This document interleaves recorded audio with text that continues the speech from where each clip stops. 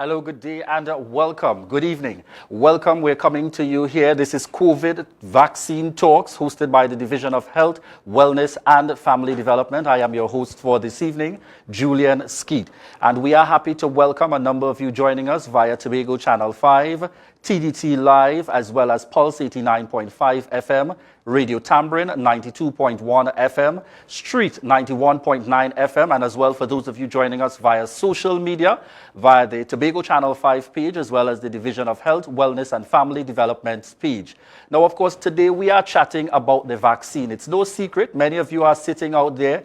You have wondered for some time, should I go and take this vaccine at this point? Some still have doubts. In fact, there are those who from the very onset made a determination as soon as the vaccine arrives here in this country, I will be first in line to ensure that I take my vaccine. And then there are those who are in between and have many other ideas. And therefore, this evening, this session is directly intended to give you a greater sense of information, to make you more aware. And as such, we anticipate that you would present us with all the questions that you may have regarding the vaccine. And remember, you may think that, a question you may or may not want to ask it, but it's not just about you, but you may also be helping to provide information to others as well, who are probably opting not to present their questions immediately because they don't think it's a sensible question, or they're not sure how persons may feel about the question. We expect that those of you following us on social media, you can put your questions via the Facebook post on the Tobago Channel 5 page, as well as the Division of Health, Wellness, and Family Development. We're also letting persons know that you can call in at 635-1005 and 635-1412 to pose your questions to us accordingly. We would have also had the phone line would have been available beforehand. And yes, we have received those questions that some of you all would have sent in via WhatsApp, via phone, as well as via email. Any form, we would have received those questions. And again, feel free. We're really looking forward. This is an opportunity. You're going to be hearing from a number of the experts within the field here in our health sector in Tobago, those who have been directly responsible for ensuring that there is some level of success as we continue to fight this battle against COVID-19. And therefore, this talks this evening is really intended to bring you some additional information and to share as much details with you as possible. And I'm pleased to indicate that we have a lineup of our experts, panelists that will certainly have a wealth of experience and knowledge within the sector. This evening, let me just give you a sense of who we have lined up. We begin with Dr. Erica Wheeler, and this is the PAHO and WHO country representative, World Health Organization country representative for Trinidad and Tobago, Aruba, Curacao, St. Martin, Bonaire, as well as St. Eustace and Saba. So, of course, you see that that's the first panelist that we will be hearing from. Then we go to Dr. Ugana Okeke, Head of Internal Medicine here at the Scarborough General Hospital. And then we also have lined up on our panel Dr. Roxanne Mitchell, General Manager, Primary Care Services of the Tobago Regional Health Authority. Of course, Dr. Mitchell is no stranger. She's usually at the press conferences.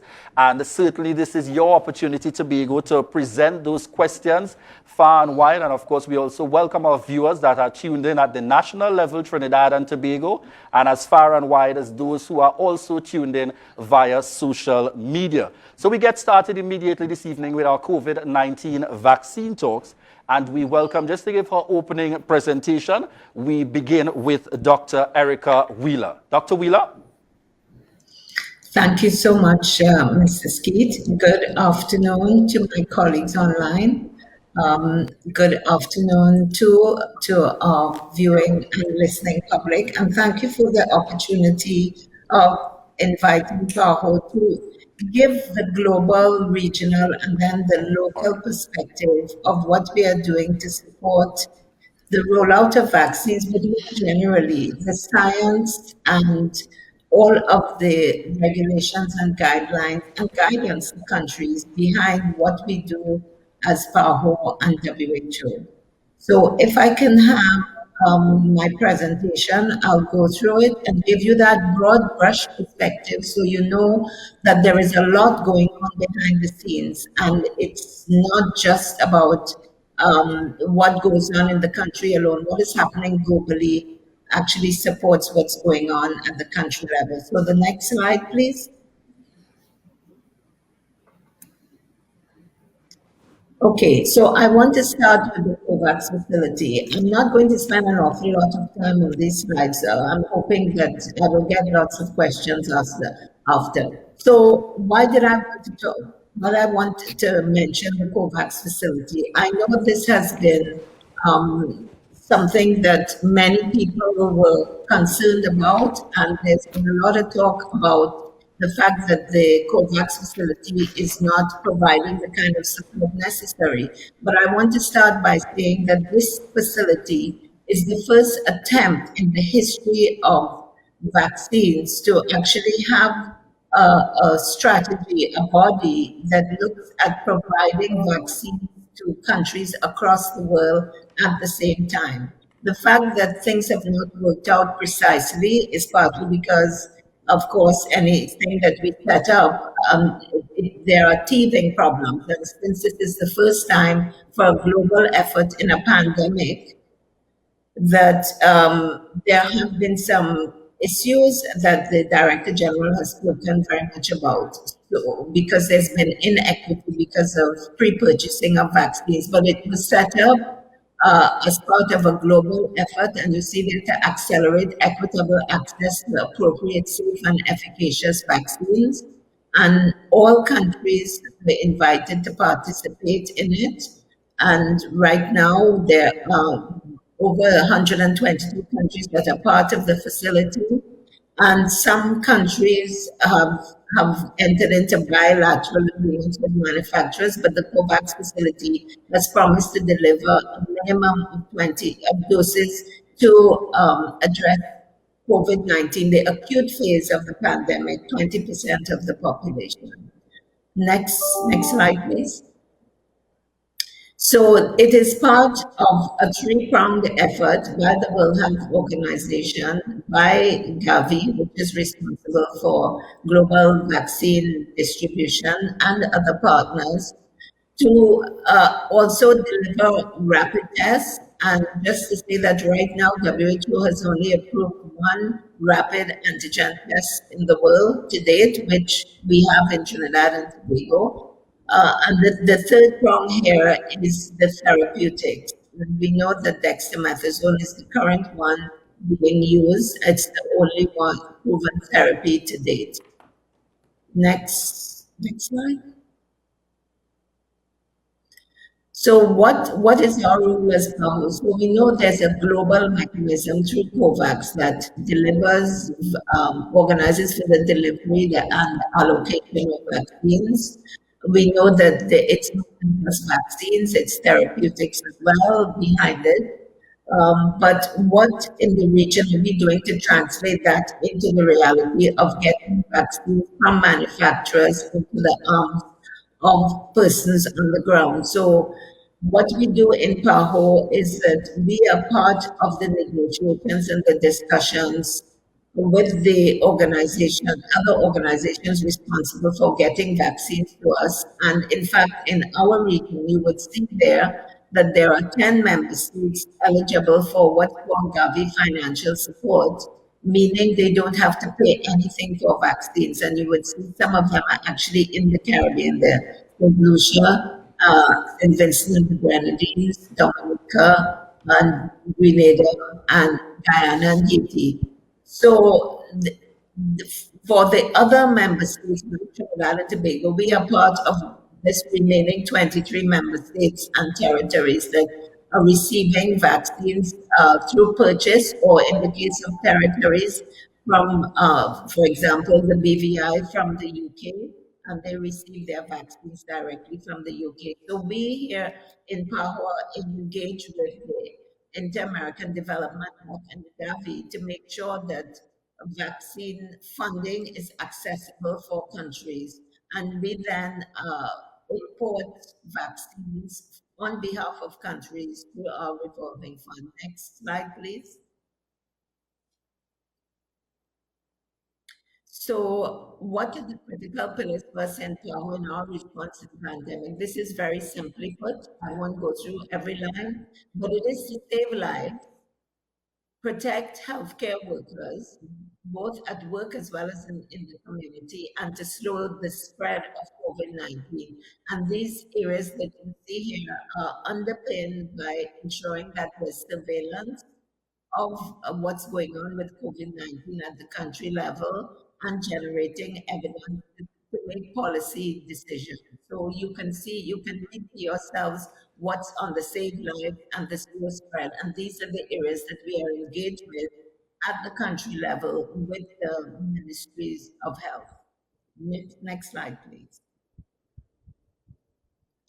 So that's okay to talk about global and regional in terms of our mandate. But what about at the operational level, the country level? Well, it's quite significant, and I could spend an hour talking about this, but I just want to show you that these areas here under the technical components of what we do for vaccination plan, because this is where the rubber hits the road, where we actually bring in the vaccines and work with the country to roll them out. And we did work with the ministry to have simulation exercises beforehand.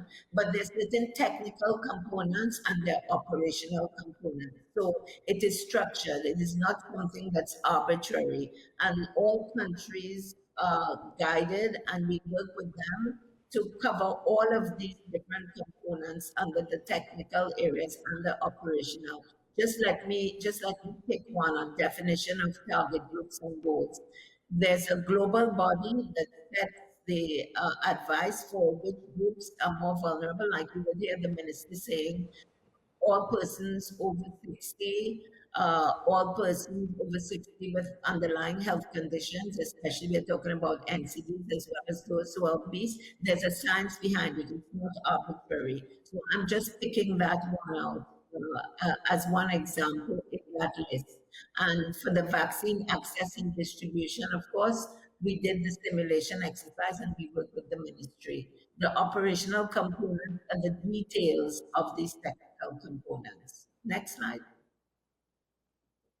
Okay, this is not very clear at all, but the reason for showing you this is again to emphasize at the country level, there was a tool developed globally for countries to be able to look and see where they are in planning and coordination, funding, regulatory aspects, service delivery, training and supervision, surveillance and monitoring, the vaccine logistics in order to receive vaccines. And all countries had to fulfill these requirements before vaccine allocation was made. So it means that countries, we know in Part 1 that countries were ready to receive the vaccines because there's no point having vaccine shipped and then the countries are not in a place where they can be deployed. So this shows you that there is a science behind this. Next slide, I think it might be my penultimate slide. Okay, the communication plan. Again, it's hard to see the details, but what is really critical is what is the point of doing all of this work and then we don't communicate with persons who are to receive it. So PAHO has been working with the government to roll out a communication plan, including, of course, in Tobago. And I've just approved recently all the products that are being produced both for Trinidad and Tobago.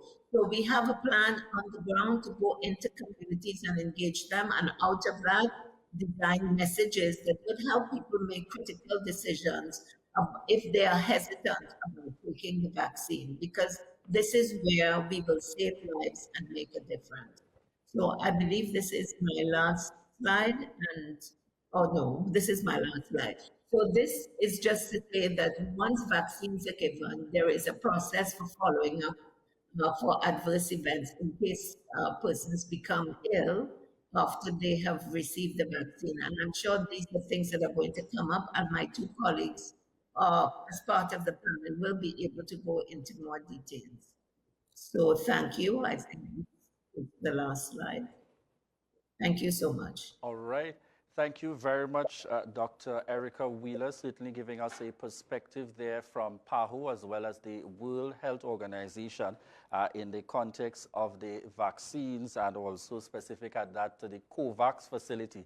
We just want to remind again our viewers and our listeners accordingly that the contact information is 635-1005 and 635-1412. That you can feel free to call in when we get to the question and answer segment. And for those following us via our social media page, this is also a reminder that you can post questions to the Tobago Channel 5 page, as well as the Facebook page for the Division of Health, Wellness and Family Development. So we move on to the second panelist that we have with us this evening, coming to you here with COVID-19 vaccine talks. And that would be Dr. Ugana Okeke, head of the Internal Medicine Department at the Scarborough General Hospital. Dr. Okeke? Okay. Good evening, Mr. Skeet. Yes, welcome, welcome. Yeah. Good evening to my co-panelists, Dr. Erica Wheeler. Good evening to GM Primary Care. Good evening to Tobago audience and by extension Trinidad and Tobago. All protocols observed. Can I have my first slide, please? I'm going to start from a very simple. Could they put up a slide? Yeah, next slide. Yeah, so we're going to start very simple because we understand that some of our audience are not doctors or technical people. So we'll start with the virus itself, which is what I call the Thanos, for those who have watched the Avengers movies. A coronavirus belongs to the group of viruses that infect animals, human beings, mammals, and they start from the simpler ones that cause the common cold and have evolved over time.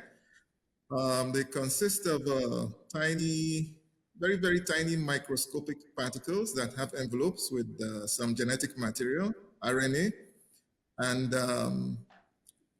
they are covered by things known as spikes, which look like what you see on the silhouette of a crown. The word corona in Spanish means crown in English. This virus, this particular one that originated, was discovered was in late 2019. So coronavirus disease is COVID, and it was in 2019, December, that it was officially described as a pandemic, hence it's called COVID-19. Next slide. Yes, so this is just on the left, you see electron microscopic view. You could see the virus with the envelope, and those things sticking out are those spikes we'll talk about later. On the right is a cartoon. Next slide.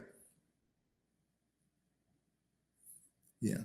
So how is this invisible thing that everyone is worried about, how is it spread? So it's spread by air, it's airborne. How far it travels when someone breathes or coughs is always debatable, but the point is it's something that could be inhaled and gets into the lungs and could cause infection. The other is by through contact of the mucosa, like your eyes or picking your nose, those moist areas. If you touch a contaminated object and you rub your eyes or stick your nose, stick it in your nose, you could get that infection. And that is why the simple reason why they ask people to adequately social distance, because of the airborne, hoping that it doesn't get to you if the person breathes or coughs. Wearing the face mask will also have an additional advantage or barrier for both the person and for you who's wearing it. And frequent and proper hand washing, especially when you touch any surface, washes off the virus, so that if you touch your mouth or your eye by reflex, or you're not going to pass it on to yourself. And obviously, always cleaning the surfaces that people walk through, whether it's a doorknob, handrails, even the cell phones we use all the time and lend to other people. And finally, the best preventative measure is the last line of defense is vaccination, which is obviously the theme of today's topic. Next slide.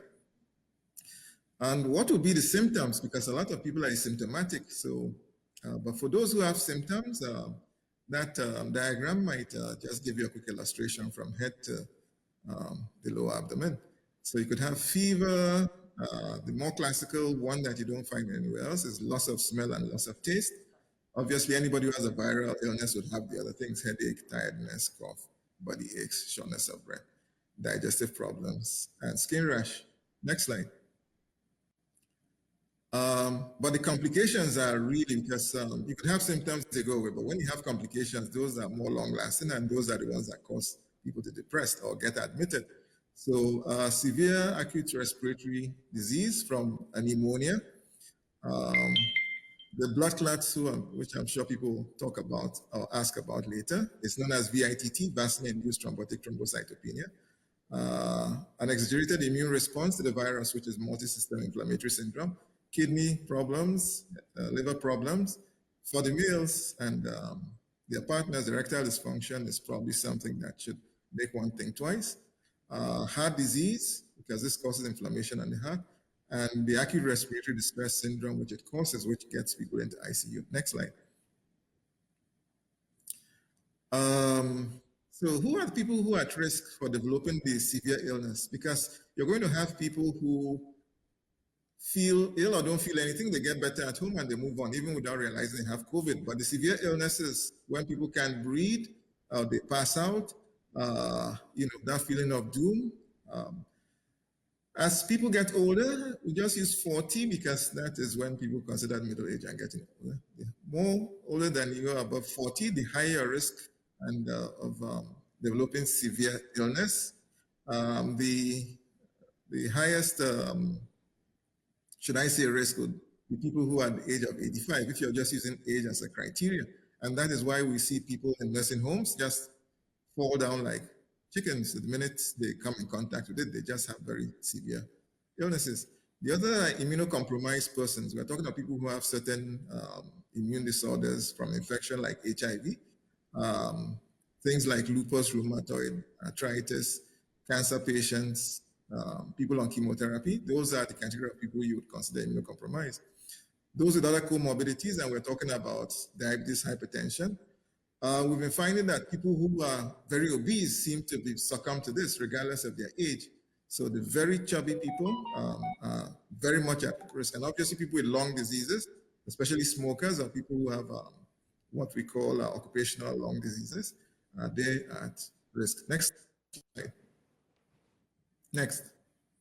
Yeah, this is just a graph coming out of CDC just to show, because what the progression from left to right as to the risk of developing severe disease if you come in contact with COVID. And you can see the bottom of that column is death, people who are likely to die the older they are. Next slide. Okay, so how has the health care system in Trinidad and Tobago been dealing with this? Sometime 2020, as a strategy of the government of the Republic of Trinidad and Tobago, in fighting this COVID, they took the approach, which we all agree with, of separating the same way we're doing separation of people in terms of social distances. They decided to social distance people who are COVID positive and present to the healthcare system from the normal regular healthcare system for non-COVID related people. And that was so as to decrease the spread and also not cause infection in staff. And obviously, patients who are already sick in the hospital will be very prone to contracting it. They call this the parallel healthcare system. No, back to the former slide. So in Tobago, in addition to doing that, Tobago has also taken a decision to also house asymptomatic persons who test positive. So you test positive, you go to the green room. I'll talk about that later. And Trek, interest of time, next slide. Yeah, next slide. Trek and the green room in the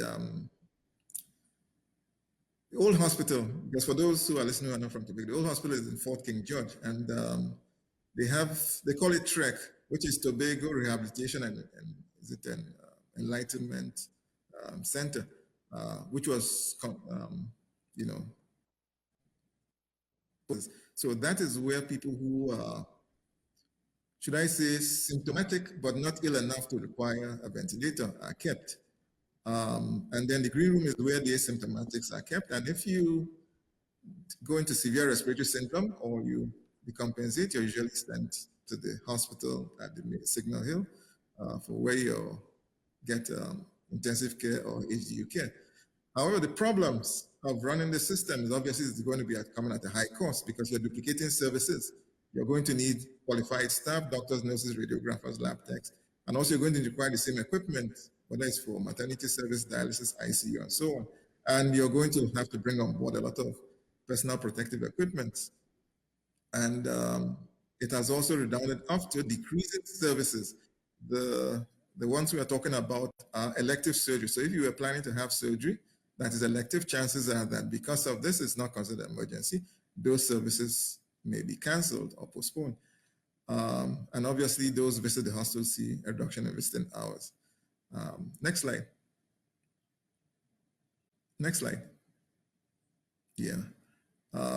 So what do we do in the hospital for patients? So if someone has COVID, there's no magic bullet. We just, first of all, is isolate, quarantine you, and give oxygen, because most times we present with shortness of breath and hypoxia. So oxygen therapy, high flow oxygen, and then we treat other things you may have, whether it is sugar, pressure, or any other infection. The drugs we have, specific drugs for COVID, there's a whole lot of them you would have been reading, and a lot of them, decanted.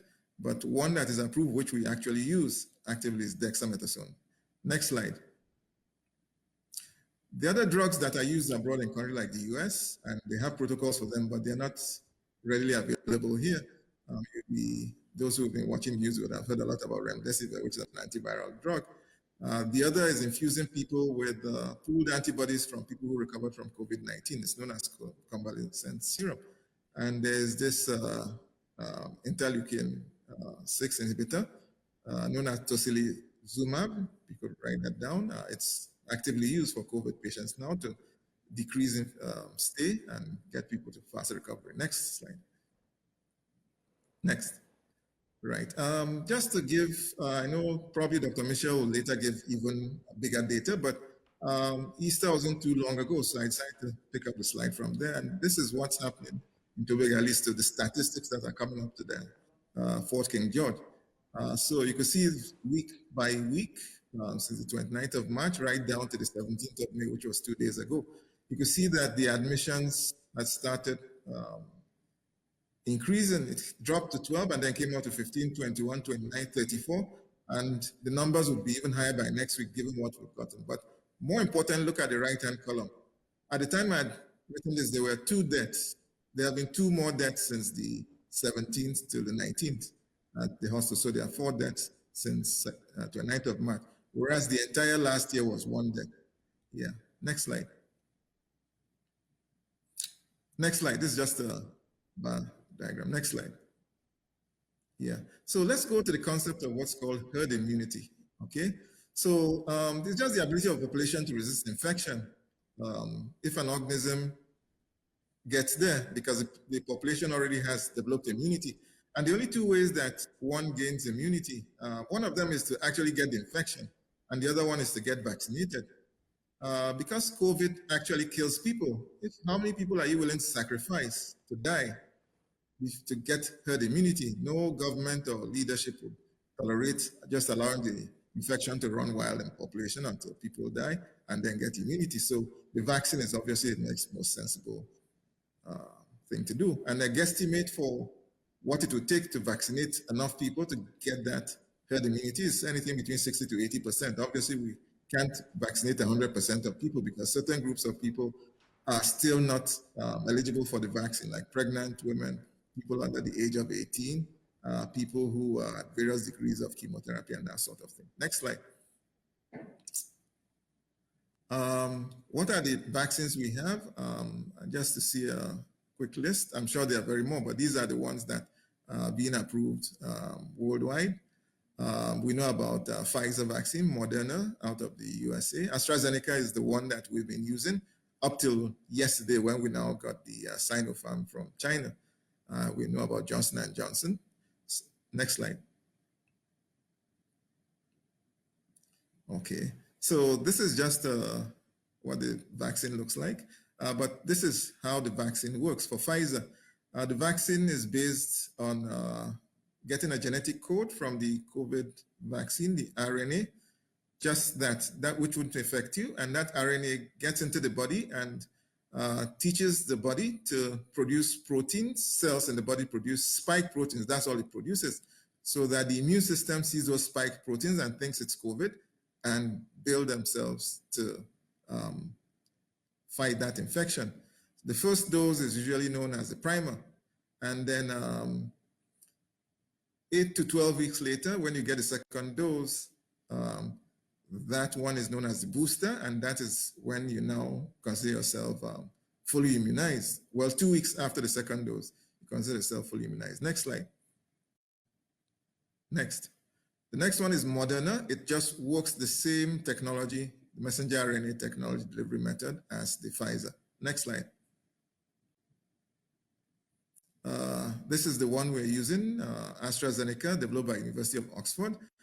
In this case, this is what they call using viral vectors. So they use a virus that is not COVID, and this is an adenovirus out of the chimpanzee. They deaden it, and then they transfer the genetic code of COVID-19 spike protein onto this vector, and that's what is injected into you. So you don't get the COVID, you get another virus which will not infect you, or what they call a killed virus vector, but that uses that spike protein generating protein. And when you get that, the body recognizes that those spike proteins and decides to form an immune complex to fight it. So when the COVID comes, it looks like that, and the body is ready for that. Next slide. Johnson & Johnson by the company Janssen, same viral vector. The only difference is this is a one-time shot, a one-time injection. Next slide. Next slide. Okay, this is the Sinopharm vaccine, the one that came in yesterday. It's the Beijing Institute of, anyway, that's what the BBIP stands for. It's an inactivated actual coronavirus itself. So it's the actual virus, but it's inactivated and killed so that it cannot cause an infection. However, the killed virus, which can't infect the person, still has those spike proteins that could generate the antibodies, which is primes the body to recognize it the next time when coronavirus comes. Next slide. These are just vaccine comparisons. Next slide.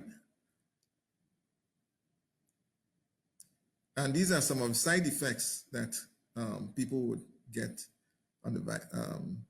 You may not get it, but these are the common side effects. So fatigue, headaches, all the way down to vomiting, what most people get. The anaphylactic reactions are extremely rare. That, in other words, but because of that, people have to wait at least half an hour after getting the jab in the arm. They sit in a room and wait, because if you're going to get anaphylaxis, it should happen within the next 30 minutes post that. It's very rare. Maybe Dr. Michel will talk about if they've seen any yet. And the blood clots are even rarer than that. Next slide. So in order to avoid or minimize getting those side effects, anybody who is going for the vaccine, for those who are not vaccinated yet, it's advised that you drink lots of fluids before and after taking the vaccine, at least for the first 24 hours. And if you have any discomfort, most people, their discomfort is in the arm where they got, the next day it aches a little bit. You just take some painkillers and apply cold compress to that site. Next slide. Concerns surrounding vaccination. You know, we have the anti-vax movement for vaccine, not just for COVID-19 virus, but for other vaccines. They've always been against those things. We also have the problem of shortage of vaccines, and then the other big problem is the emerging variants. Next slide. Okay, this is a whole list of variants. In the interest of time, let's move to the next slides, but there are quite a few of them. The whole idea of getting vaccinated is to get the benefits of the vaccine, and that means that you can now start visiting people, well, these are CDC recommendations. And the reason why I'm not going to highlight this is that we have not even started getting anywhere near total vaccination. But if we get fully vaccinated, we should be able to do things that we are normally able to do. Go to the beaches, go to church, open up businesses, open up schools, restaurants, and so on. If we could get 60 to 80% of our population vaccinated. Next slide.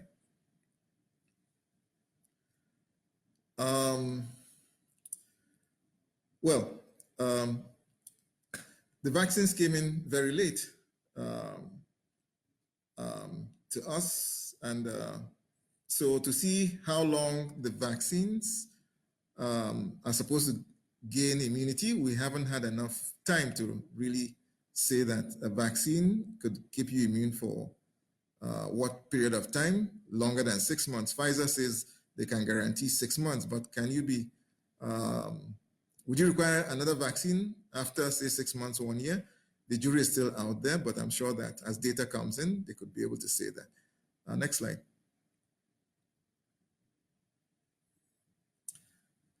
So in summary, we're in this fight against COVID together. Prevention is better than cure. Wear your face masks properly. Wash and sanitize your hands regularly. Keep appropriate social distancing. Avoid crowds. If you're at home, open up your windows. It helps to ventilate the place, and that also minimizes virus. Cover your cough when you sneeze. If you have flu-like symptoms, call your physician, get swabbed, stay home until you're cleared, and get vaccinated against COVID-19 at the earliest opportunity. Encourage others around you that are able to get vaccinated. Next slide. This is just something posted by the Ministry of Health yesterday, and you could see the numbers of people who are vaccinated so far. And when you really work that out, it's about 61,000. That is just not quite 5% of the population of Trinidad and Tobago. So we are woefully behind in our vaccination drive. Next slide.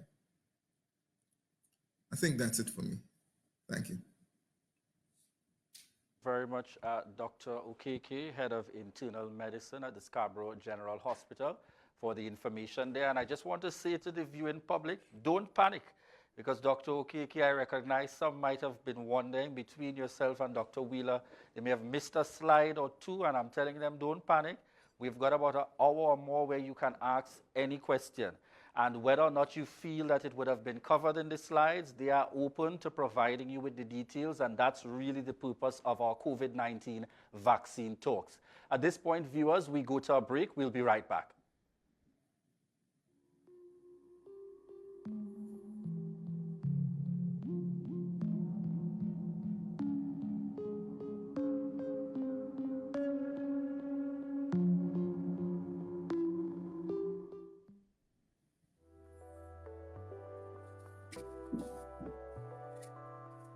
Thank you to all nurses and doctors. Thank you. Thank you. Thank you. Thank you for your hard work. Thank you for keeping us safe. Thank you. Thank you very much. Thank you. Thank you. Thank you. Thank you. Thank you to all our healthcare providers. Thank you. Thank you. We love you.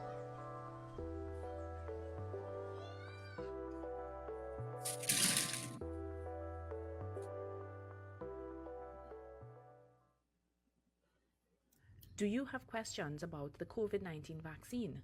Well, we have the answers. Here are some frequently asked questions on the COVID-19 vaccine. 1. What is a vaccine? A vaccine is a substance made to strengthen your immune system and build your body's resistance against specific germs, viruses, and bacteria. This has been a message from the Division of Health, Wellness, and Family Development. Do you have questions about the COVID-19 vaccine? Well, we have the answers. Here are some frequently asked questions on the COVID-19 vaccine. 3. How are vaccines developed? All vaccines go through different study phases before they can be approved for use in the population.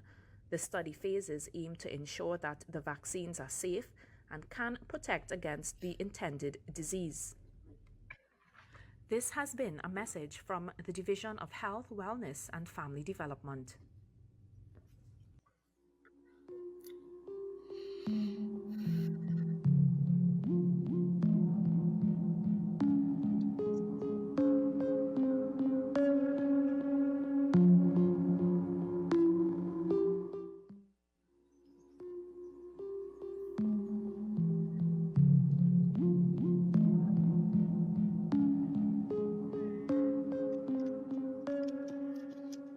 right, this is COVID-19 vaccine talks coming to you here, hosted by the Division of Health, Wellness and Family Development in the Tobago House of Assembly.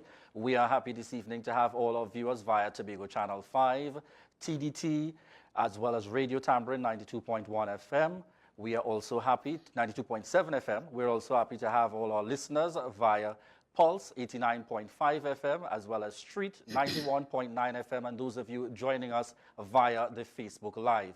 We just want to remind you again, take note of these numbers. It's 635-1005 and 635-1412. That's 635-1005 and 635-1412. You can feel free to call in with your questions as we're here this evening talking COVID-19 vaccine, as well as we also continue to welcome. We have seen some of the questions coming in thus far. We continue to welcome questions via the Tobago Channel 5 Facebook page, as well as the Facebook page of the Division of Health, Wellness and Family Development. And we're also noting some of those questions coming in via the TDT Live page as well. So we want to just remind our viewers, this is COVID-19 vaccine talks coming to you here, courtesy of the Division of Health, Wellness and Family Development in the Tobago House of Assembly. Thus far, we have heard from Dr. Erica Wheeler of the PAHO and the World Health Organization representative. We've also heard from Dr. Okeke of the Internal Medicine Department. And at this point, we go to our next panelist here this evening that will be bringing to you information. And this is Dr. Roxanne Mitchell, General Manager of Primary Care Services in the Tobago Regional Health Authority. Dr. Mitchell? Good afternoon, Mr. Skeet. Good All afternoon, right, good afternoon, and welcome. ladies and thank you. Good afternoon, everyone. So I'll go straight into the presentation, please. Next slide. All right, so we began our journey of vaccination journey. I'm sorry, I'm getting an echo. We began our journey on April 6, 2021. We began with the Oxford AstraZeneca COVID-19 vaccine, also known as the CHAdOX1-S. You do not have to remember that, but Dr. Okeke spoke about the viral vector-based viruses. And what this says is we have a vaccine that uses a basically harmless virus. We place the information for the COVID-19 into it, and we use that as a vaccine to help to develop immunity or build immunity within the body. The brand name for the Oxford AstraZeneca vaccine that was in circulation from April to May is Covishield. Now, we have had at least 5,900 persons registering for the vaccine since we opened the link in March of 2021. And to date, we have vaccinated 4,216 persons. You will note from that that not all persons registered for the vaccine were in fact eligible to receive the vaccine. We will get into some of the eligibility criteria a little later on, but for now, our guidelines in terms of the prioritization for persons surrounded persons over 60, persons with non-communicable diseases and other pre-existing conditions. Next slide, please. So I will give you just a breakdown of how the vaccination program has been going thus far. I know you would have heard a lot about it over the past weeks. So I just will give you a little summary of it. At Roxborough, you would notice in January, we gave about 386 doses of the Oxford AstraZeneca vaccine and 121 in May thus far. Canaan came up with 1,040 in April and 471 during the month of May. And of course, Scarborough with 1,490 vaccines administered in the month of April and 607 thus far. Next slide, please.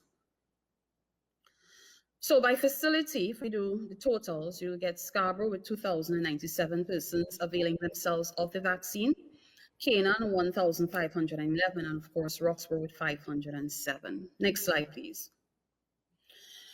A lot of questions are out there surrounding healthcare workers, and we do lead by example.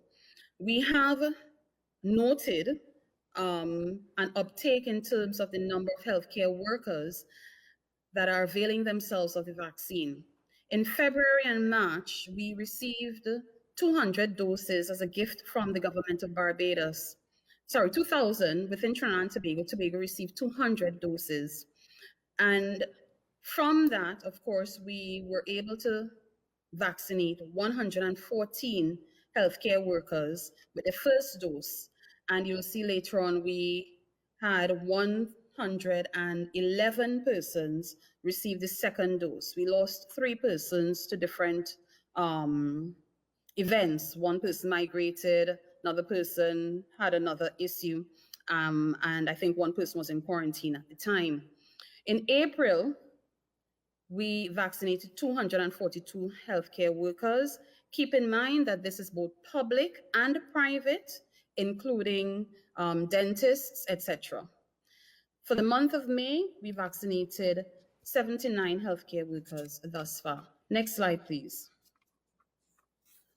So in terms of the overall population vaccinated to date, 50% of the persons vaccinated thus far were under the age of 60. 11% were healthcare workers, and 39% of the persons vaccinated were over the age of 60 years old. Next slide, please.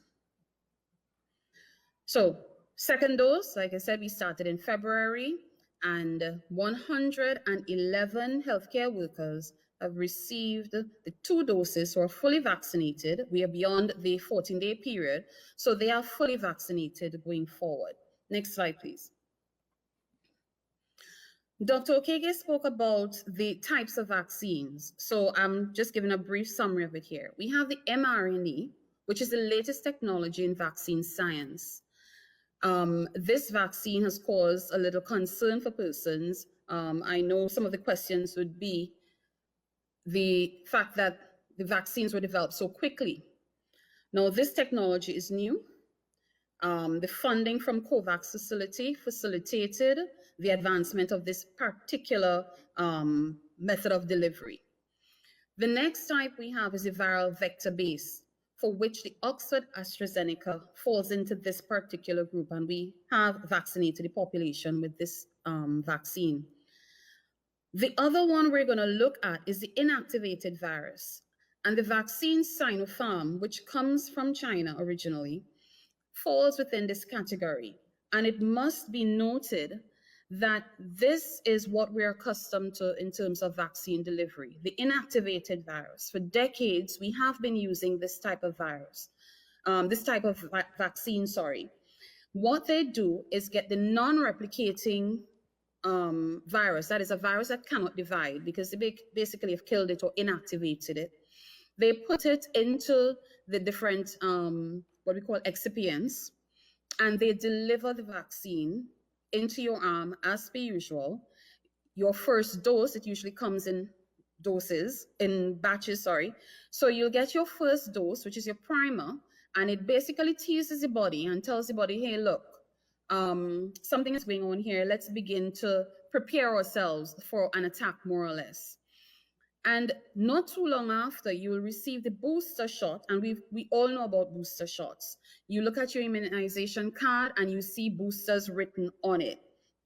So you're going to get a booster shot from that a couple weeks later, and after 2 weeks, sorry, we can now say that you've been immunized and your body is now ready and prepared for any onslaught by the particular virus that you're trying to protect the body from. Keep in mind,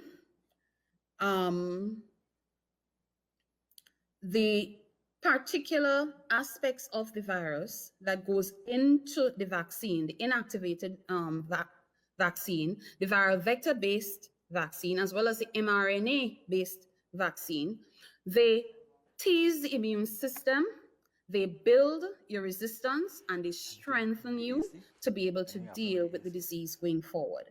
Next slide, please. So where do we go from here? Sinopharm arrived earlier this morning The vaccine rollout for the Sinopharm vaccine begins on Friday, the 21st of May. Persons would have received their appointment dates already for this particular vaccine. The criteria for the vaccines going forward, as stipulated not only by the WHO but also by the Ministry of Health, would be persons over 60 years of age, persons under 60 years of age with pre-existing medical conditions, as well as healthcare workers. Now, it is to note that there are groups that may be excluded from receiving this vaccine, and those groups would include, in terms of Sinopharm we're speaking of now, those groups would include persons under 18. It has not been tested in that group. Women who are pregnant. There's still more studies to be conducted in this particular group, although they have in the past received inactivated viruses as part of their normal immunization schedules. You also have persons who are immunosuppressed. Caution is, of course, expected because your body tends to be delayed in mounting an immune response going forward. So we will keep this in mind as we continue with the program today and our discussions. Thank you so very much. All right, thank you very much, Dr. Roxanne Mitchell, in terms of bringing the information there to us, rather just getting us started. As I said to our viewers, we would have heard from a number of our healthcare professionals, Dr. Wheeler, Dr. Okeke, Dr. Mitchell, and just to advise that also joining the panel will be Dr. Thompson. He'd be joining us. He's currently in the field at the moment, you know, when duty calls under the circumstances. He's in the field at the moment, but has given his commitment that he will also be joining the panel as soon as possible. That's Dr. Anthony Thompson, and he is a part of the COVID-19 response team. He's a member of the COVID-19 response team, Office of the County Medical Officer of Health. So he'll also be joining in. So feel free, there's no limitation to the questions that you can and that you are able to ask. And we continue to invite you. And at this point, as we go into the question and answer segment, we start with a caller. Caller? Evening? Yes, good evening, caller. Yes, Mr. Skeet. Good evening to you and your panel. Yes? My question is it feasible going forward that persons who become deceased, God forbid, to let the public know if they had a vaccine before? At least Sorry, just repeat for me again. Is it feasible?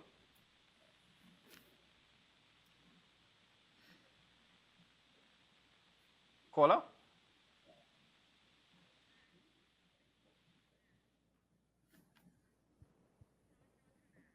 All right. So we...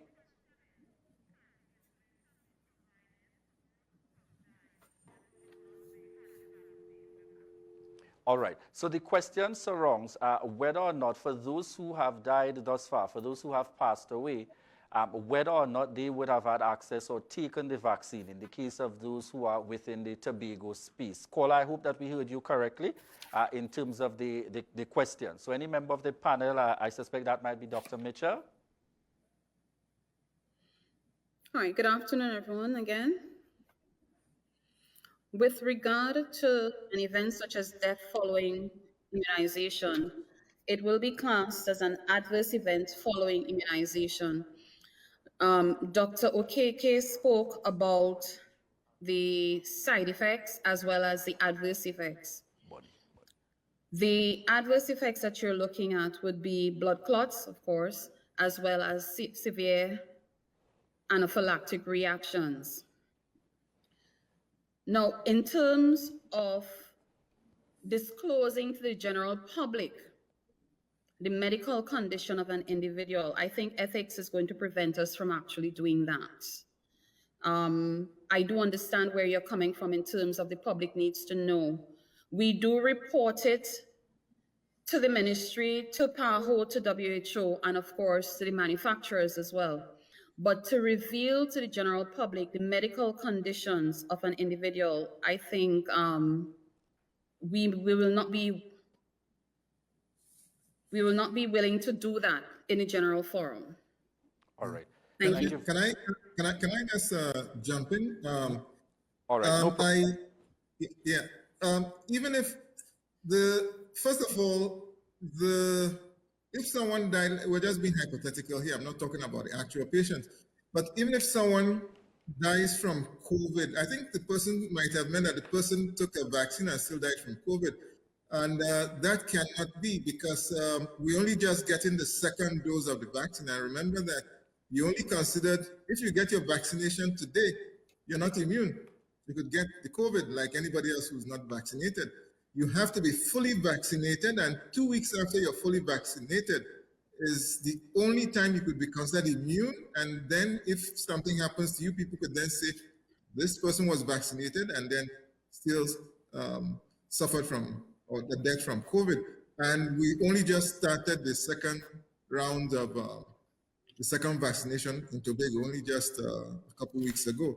So it's unlikely that this person would have been fully vaccinated, assuming they were even vaccinated in the first place. All right, good. So thank you very much. So we have another caller. Caller? Yeah, hi. Hello? Yes, caller. Yeah, Hi, welcome. I'm trying to find out if an individual who is epileptic should be given like priority to receive the vaccine. All right. Okay. The priorities is usually as the way they got, because when the vaccines came, they were limited. So they give priority to the people who are, priority. So the healthcare workers who you have to keep alive anyway, because if they're not alive, nobody will take care of the patient. So, and then the frontline workers and so on. And then they went on to those who are elderly, and then people who have comorbidities, immunocompromised. So there's a whole priority list, which is not created by doctors. It's based on availability of vaccine and based on any of those other parameters. So if the person is a healthcare worker or frontline worker and so on, they will get it regardless of their comorbidity, and then comes down the line. But they should get the vaccine, but the priority list, they will fall in somewhere. All right. So we go to, we have another caller online. Hello, can you hear me? Yes. Good evening to the panel. I just want to ask about testing. Now, as we know, 1 in 3 people with coronavirus have no symptoms. And we know that with regular testing, this helps to mitigate the spread of the disease, right? What is Tobago's position on lateral flow testing with regards to helping to decrease the spread of the disease? All right. Thank you very much, caller.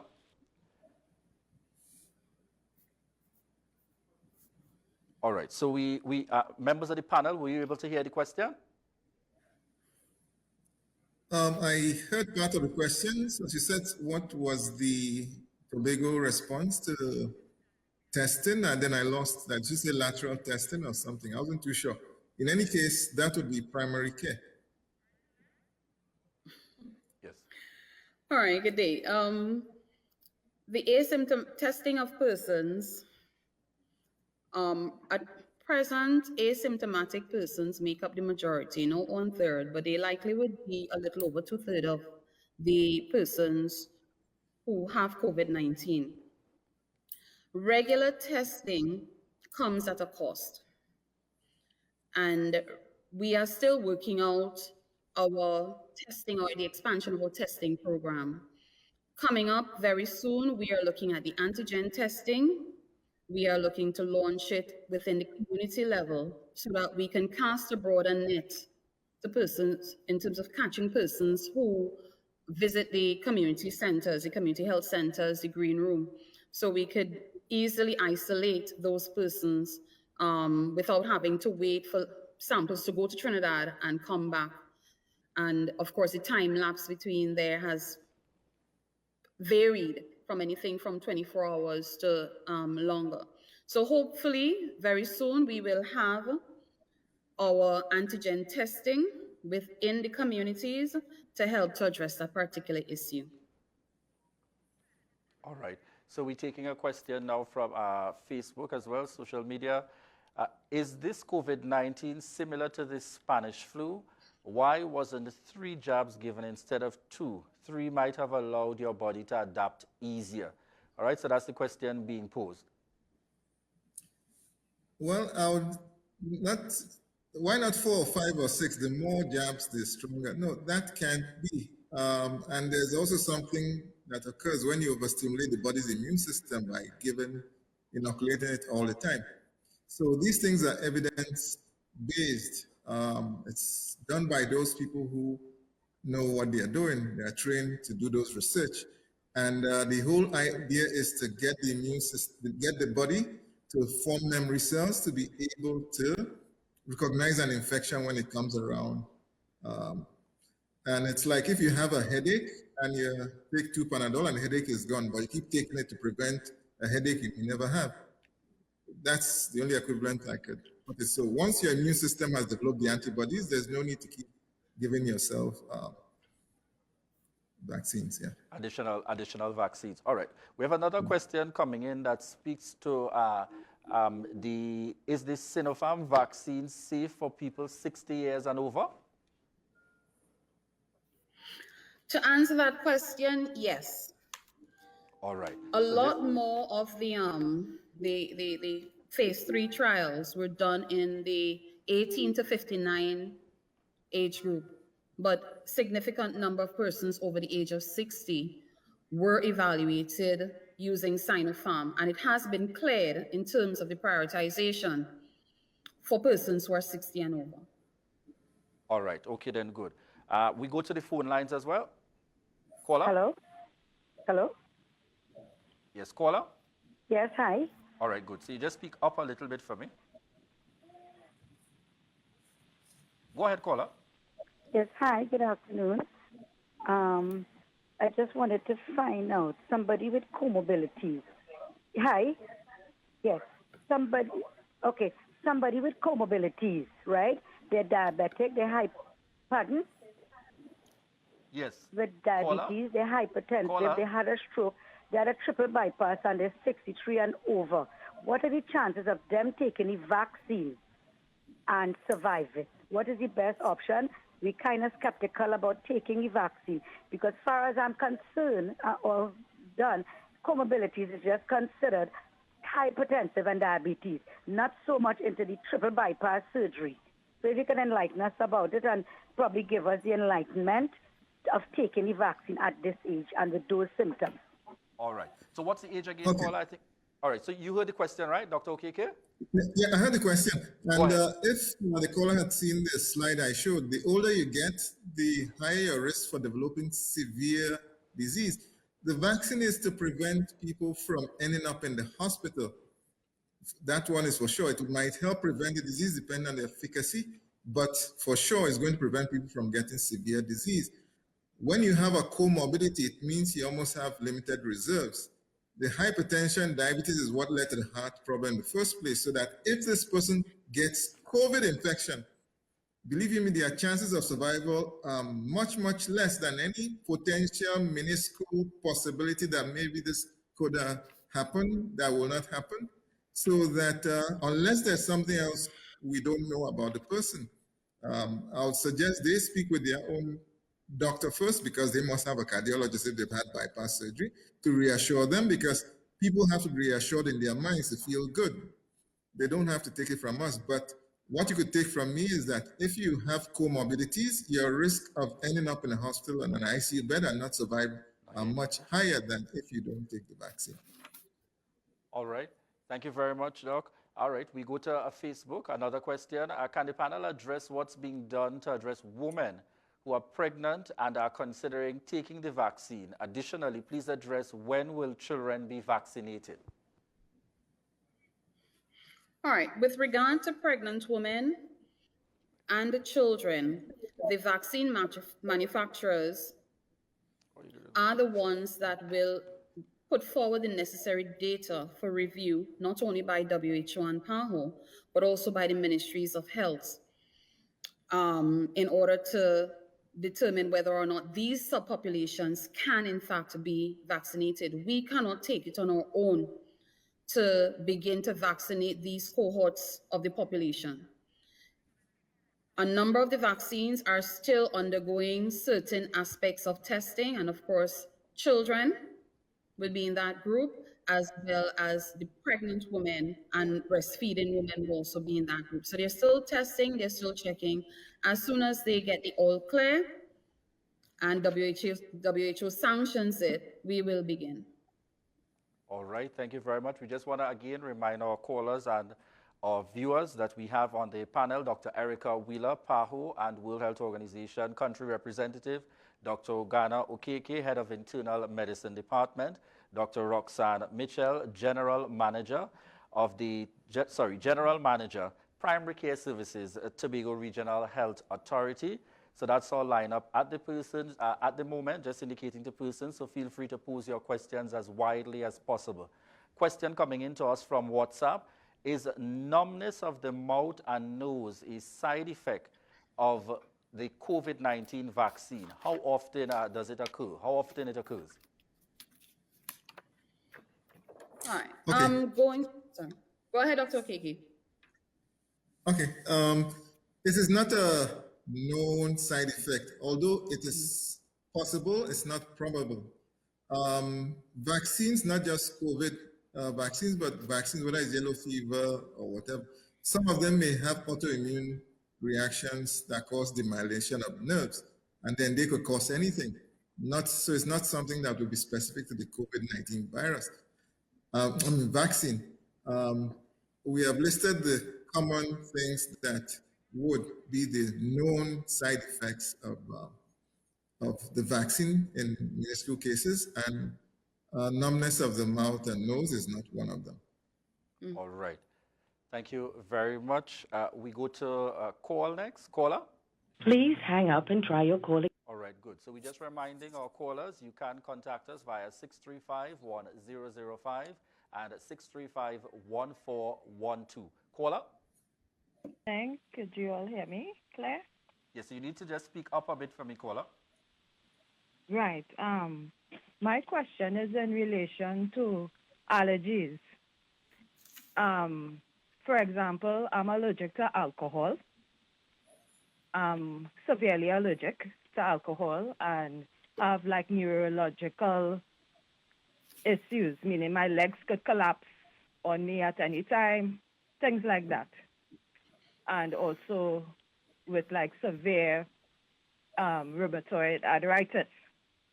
So persons with severe allergies, what advice can you give? And, you know, we need to know the ingredients of these things so that when we do research on it, we will be able to identify and know if we could take the vaccine or if we cannot take the vaccine, right? Because I realized, like with the AstraZeneca, when I researched it, it did have alcohol in it and I couldn't take it. With this new vaccine that we got, how could we have access to the ingredients of it so that we'll be able to know whether if we can take it or not, right? So my question is more for persons with really severe allergies, rare ones like mine, what can we do? Thank you. All right.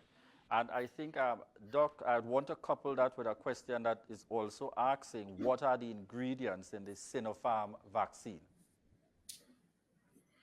All right. So if you have allergic reactions, we would caution you. Ethanol is definitely, which is an alcohol, it is definitely one of the ingredients in the Oxford AstraZeneca vaccine. All right. With regard to Sinopharm, it is aluminum hydroxide based. It has in it, aluminum hydroxide. There's a phosphate buffered saline, hydrogen phosphate. You have sodium dihydrogen phosphate, sodium chloride. So yes, we can send out the composition of the ingredients of this particular vaccine for you, at least for the general public. Keep in mind that the manufacturers are saying that the composition is similar to other vaccines that have been developed over the past few decades. There's nothing new to it. They've used the same technology, if I could just reiterate that, the same technology as they've done for other vaccines in the past. All right, good. Thank you very much there, Dr. Mitchell. All right, we go to another caller. Yes, good evening, caller. Sorry, caller, you may need to speak up a little bit. All right, so we're not hearing caller at the moment. We just want to remind you it's 635-1005 and 635-1412. This is your opportunity to call in with all your questions or send to us via Facebook. All right, we go to Facebook at the moment. How many persons develop blood clots in Trinidad and Tobago after taking the vaccine? A friend's brother in Grandy has since died. All right, so the question is how many persons develop blood clots in Trinidad and Tobago after taking the vaccine? I'm sorry, I would not be able to validate that particular all right. statement or the question. Sorry. All right, so we go to another question. Is there any natural remedy one can use to prevent or cure themselves from this virus and further reduce the risk of being vaccinated? I think the answer is no. Because they're seeing vaccination as a risk. So you want to clarify that as well? The COVID-19 virus does not respect eating ginger and some of those things which we do to hopefully boost our immune system. Obviously, the healthier you are, the more likely that if you get an infection that you might survive it. But then you never know because the complications could come and hit you depending on what age you are. So yes, healthy living, healthy eating is encouraged. But as far as science exists, there's been no proven diet that would preclude or rather prevent someone or make them safer in not taking the vaccine. All right, thank you very much. We go to the phone lines again. Caller? Yes, caller. Hello? Hello? Yes, hearing you now, caller. Okay. Can you tell me where this is? Oh, this is Tobago Channel 5. This is COVID-19 vaccine talks. Any questions on the current vaccines happening in the Tobago space and in Trinidad and Tobago? Yeah. I'm just trying to make sure it's the right number that I called because right, I'm excellent. looking So at it on TV and they're talking, so I didn't know if I had the right number. Right. Let's hear a question, caller. Yeah. My question is, I've been trying to research and find information on the vaccine that is currently in the country, the Sinopharm. Yes. And I can't find any information. Is there any confirmed and solid information that the government has on the safe use of this vaccine? I mean, of course, the Pfizer, the Moderna, and to a lesser extent, but still the AstraZeneca is widely known and is more used. This is the first I'm hearing of the Sinopharm. Is it something that is safe to use? And is there any way of me being able to find information that I can research about it? All right, thank you very much. I'll take that one. All right, Dr. Mitchell? Yes. So the vaccine has been approved by WHO. All right, that's the first thing. The second thing, for information, you can go to the World Health Organization's page. They publish a series of interim guidance. In this particular case, there's an interim guidance dated the 7th of May, 2021, that provides you with the interim recommendations for the use of the inactivated COVID-19 vaccine, BIBP, developed by China National Biotech Group, also known as CNBG. And of course, the brand name will be Sinopharm. So if you visit WHO's page, you look for interim guidance on the Sinopharm vaccine, you'll be able to download about 3 documents totaling about 80-something to 90-something pages. All right. So, Dr. Mitchell, this is also a follow-up question that's coming in from one of our callers as well. Whether or not that similarly they'll be able to find more information on the Johnson & Johnson vaccine, which is actually a one dose. So could you just give some guidance on that? Right. So once the vaccine has been approved by the WHO, you would be able to find the interim guidance there. Other than that, you should be able to find it on the sites for the vaccine themselves, the manufacturers themselves. All right. So I don't know if so that the Johnson & Johnson, I know that Dr. Wheeler is dealing with a wider scope in terms of the islands. Is it one of the vaccines that is being used within in some of the other jurisdictions? Dr. Wheeler? Yes, thank you for the question. And the answer is yes. There are many countries across the world that are using Johnson & Johnson. I know it was temporarily stopped in parts of Europe, but it has been reinstituted. So all of the vaccines that have been approved by WHO, including Sinopharm, which was used in more than 62 countries before it was officially approved, all of the vaccines are being used across the world. And it is on the list of vaccines that the government wished to bring in through the African Medical Supplies Platform sometime later in the year. So the answer is yes, it is being used. All right. All right. So we go to the phone line for another call. Good day, good evening, caller. Good evening. My understanding of an asymptomatic person is one who shows no symptoms of the adverse effect of the disease and is not affected by the symptoms, therefore. Does it mean then that an asymptomatic person has the necessary antibodies to fight the virus and therefore do not need to take the vaccine? All right. So you have the question there, whether an asymptomatic person has the necessary antibodies and does not need to take the vaccine. No, it doesn't really mean that. The typical people who are asymptomatic tend to be the younger people. And also it depends on the degree of infection.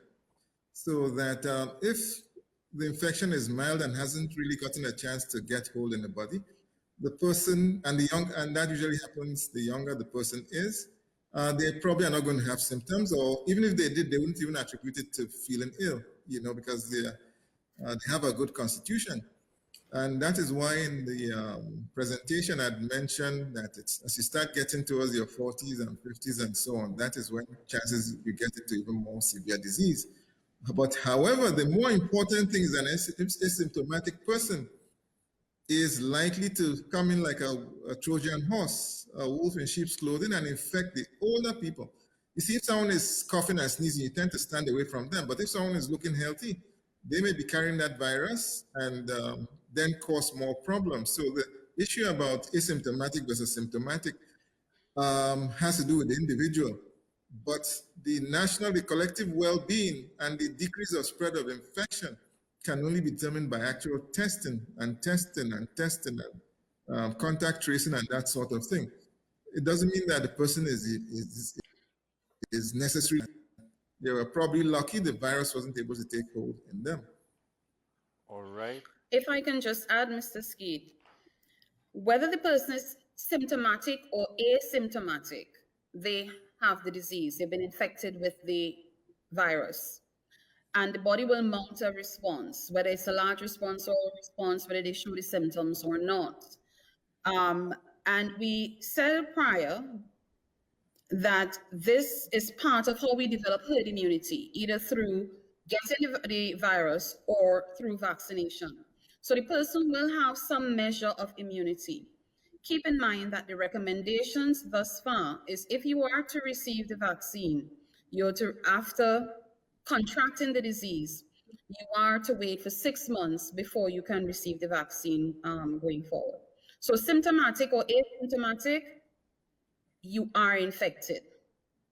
And you'll have to wait for 6 months before you can consider getting whether it's the the full vaccinations, or if by then we've updated to having just simply boosters. All right, okay. All right, so we go to a caller. Yes, caller. All right, caller, are you there with us? Let's speak up a little bit. All right, so we go to another question here. How many doses of vaccines will Tobago receive from the Sinopharm batch? We are scheduled to receive 1,500 doses on Friday as an initial part of the vaccines allocated to Tobago. All right. We have a caller as well. Hello, caller. Yes, caller, are you there with us?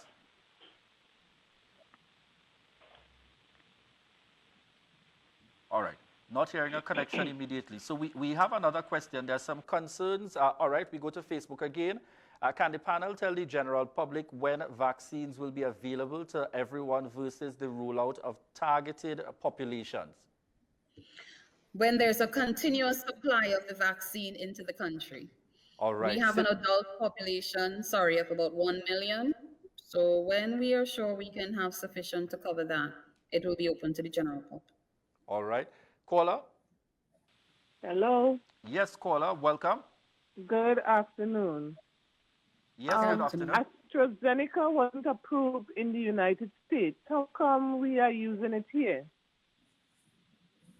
All right, so that's, I don't know if Dr. Wheeler wants to jump in terms of, the caller is indicating that AstraZeneca is not approved in the United States. And they're questioning our use in Trinidad and Tobago.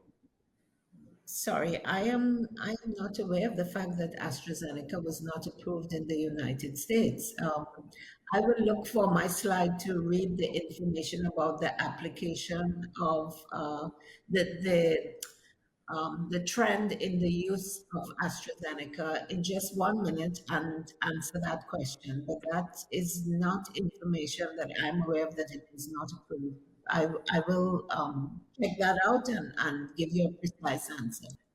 Okay, right. I think what is happening at the FDA, they have not fully submitted the documents for emergency authorization. They had some hiccups in submitting it late. So as a result, until they get that FDA approval, they are making it. In fact, because they haven't had that formal approval, they've had doses sitting down there. And I think that's what the President Biden wants to give, these 60 million doses to the rest of, as part of the 80 million doses. Yeah, so it is more of a technicality. It's not a problem with the vaccine itself. It's just that they were a little bit late in submitting their final documentation. All right, good. Thank you very much, Dr. Okeke. And Dr. Wheeler, will you let us know as soon as you find the additional information so that we can also share that in terms of responding to the caller. So we take another caller in the meanwhile. Caller? Yes, caller? Good evening, welcome, caller. All right. All right, so we continue via our social media. Can a person who previously had blood clots in the legs take the vaccine? Okay, the question is, what caused the blood clots? Because there are lots of reasons people are going to have blood clots in the legs. And it may be due to they had trauma to the joint, or they have a sedentary lifestyle, or there's something that caused slow flow, or they're on oral contraceptives, or even in pregnancy. That is blood, and they usually put on blood thinners during the period they have the clot, which is warfarin or heparin or Xarelto. And we have people on anticoagulation who actually, we give the vaccines. You see, the clot with that vaccine is a very, very, very, very rare clot. I think in Europe it was 5 in 130,000 people in one of the studies. And it is something that has to do with the people's immunologic system, whether they've had a clot before or not. In those people, they have a propensity that the vaccine may trigger something they call antibodies, usually 5 days after the vaccine, they could trigger something known as platelet factor. And the platelets could start clumping and trigger a blood clot. And it's so rare that but the COVID-19 itself will give you blood clots. Whether you had a blood clot before or not, you have a higher chance of getting strokes and all those sorts of things with the COVID itself. So that I would still say, well, at the end of the day, you consult with your doctor to find out the reasons for your clots, but I do not see that having a previous blood clot being a contraindication per se to getting the vaccine. All right. All right, so we go to another caller. Yes, caller, welcome. Yes, caller, welcome. All right, so we continue via social media. Could the vaccine present you from the Brazilian strain? So the question is, could the vaccine prevent you from the Brazilian strain? The question is, which of the vaccines? All right. So various vaccines. The research is being done on quite a few. It's the South African one that is really the big deal for the AstraZeneca brand. That's the one they're talking about. In fact, that is why South Africa had to halt the vaccination, because they have the variant. With the other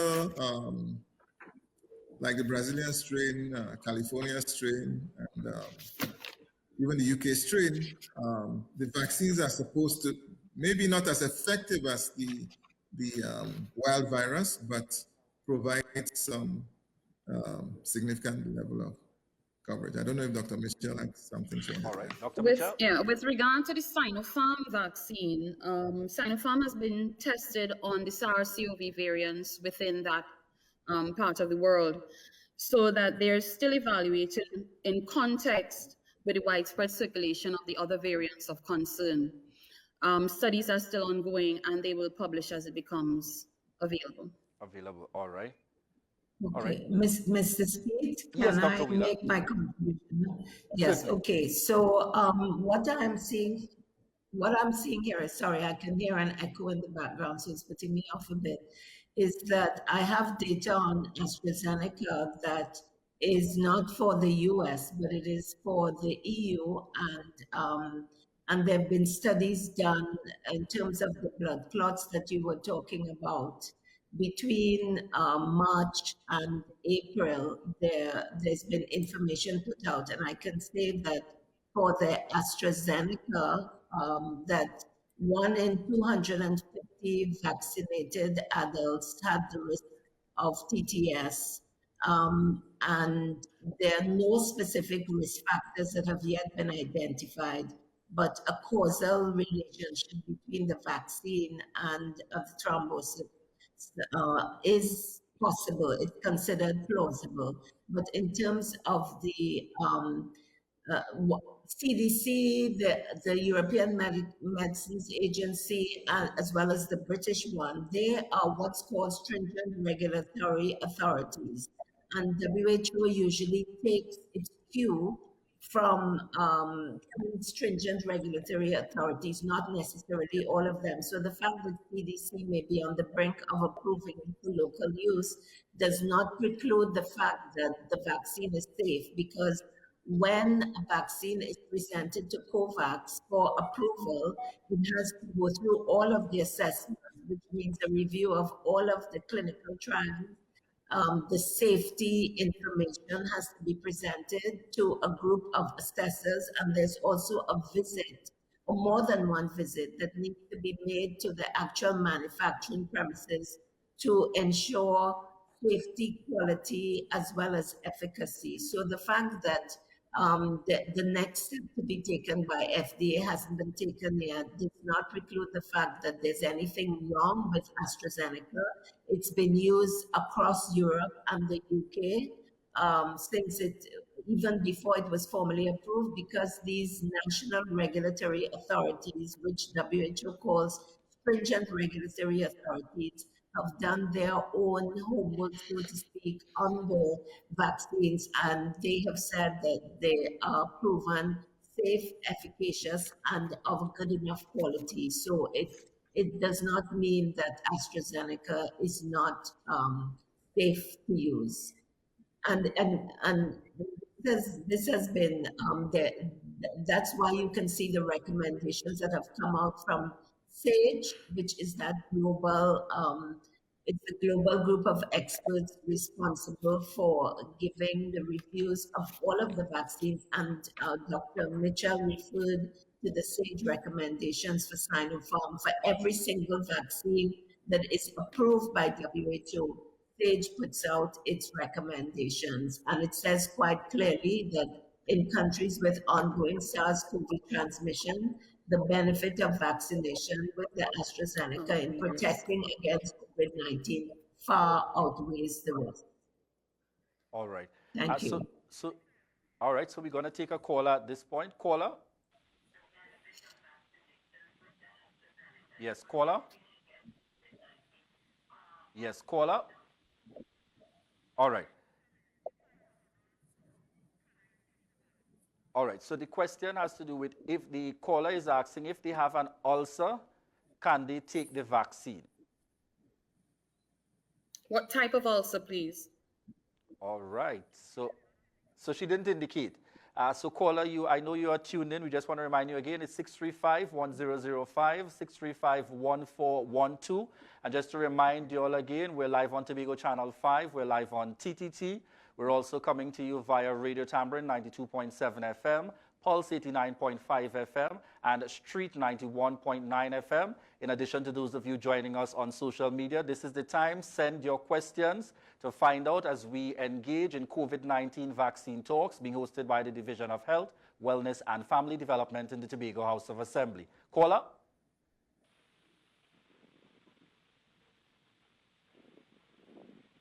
Hello, caller? Hello? Yes, caller. You can go ahead with your question. Hello? Yes, caller, are you hearing me? Hello? Yes, caller. Good afternoon. Good afternoon. Hello? So, caller. Yes, good I afternoon. need you to listen to me on the phone and not via your device. I am 71 years old. Good. You hear me? Yes, go ahead. Okay. I am 71 years old. I'll be 72 this year. And I suffer with both atrial fibrillation, CKD, because bone and kidney problems also, deteriorating vertebral disc. I've had 2 operations on my spine so far to put me back on my feet. And lately, the prostate is swollen. Am I a candidate for the virus? Thank you. For the vaccine. For the vaccine. Caller, I want to assume you asked if you're a candidate for the virus, but I think you meant for the vaccine. Yes, go ahead. Yes, and anyone on the panel, feel free to take the question. I think he should still speak with his doctor, but generally speaking, I think he's at high risk.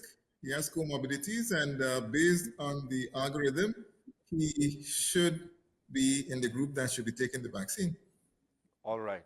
And I'm certain, so caller, you would have heard that. You should be in the group, but make sure and consult with your doctor accordingly. All right, so we have another question coming forward here. If someone is positive with the virus and doesn't know, and they take the vaccine, what are some of the effects of that? The vaccine is meant to boost and to build your immune system, basically, to fight the virus. If you already have the virus in your system, then the purpose of the vaccine has been nullified, more or less. The vaccine will, will take precedence over the vaccine. If you look at the Oxford AstraZeneca, they presented the spike protein, whereas the virus itself will present the nucleocapsid, or the container that holds the genetic material for the virus, as well as the spike protein. So that will evoke its own response. It'll get your body building its response. Of course, it will give you the disease first, and your body will build its response, either build or succumb to it. The vaccine, is meant to boost your immune system without giving you the disease. You cannot get the disease from taking the vaccine. All right. A follow-up question would be, can someone aged 30 years of age take the vaccine if they have an irregular heartbeat?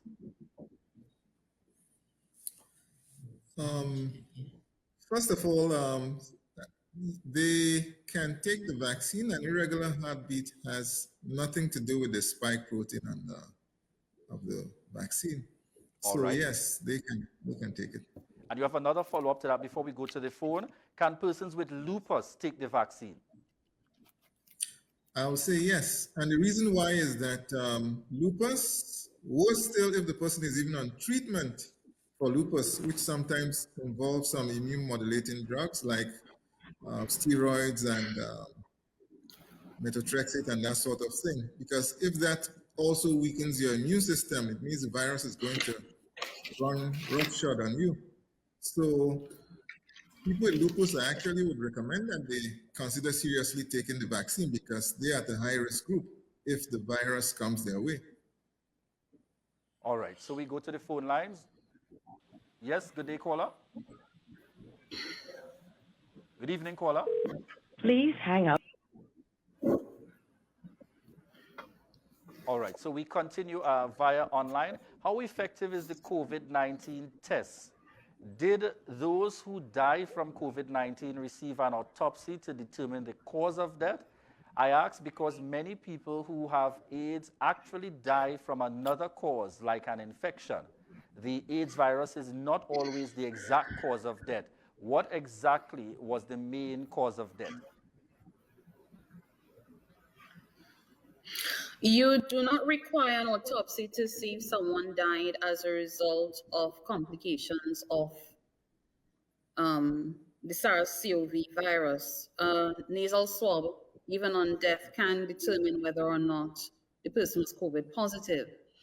I think you look at the sequelae in terms of the presentation of the individuals and what you're treating them with, as well as the history of the individual before you can pronounce the cause of death. Dr. Okeke, I'm sure a 30-year-old without any issues, if they die and they're positive for COVID, it is unlikely for it to be something like heart failure. So likely the sequelae would be as a result of the complications of having the virus. So autopsies are not usually recommended. All right. We have another question as well. What is the target number of persons to be vaccinated in Tobago? All right, so we have a population of just over 60,000. Persons who qualify for the vaccine will be about 45,000 persons. And to attain your 70 to 80% of the population, so we're looking at 36,000 persons at least to be vaccinated on the island. All right, and based on the slides that you presented earlier, we are just at about 4,000 something. Yes, and that is based on the amount of the vaccines we received in the past. That we've received thus far. All right, Yes. so again, this is why we're urging persons for the need. This is Vaccine Talks COVID-19 to make you a bit more comfortable. So indeed, the healthcare system in Tobago is very much prepared and ready for the influx of registrations that will come after these COVID-19 vaccine talks. All right, we go to our phone lines. Caller.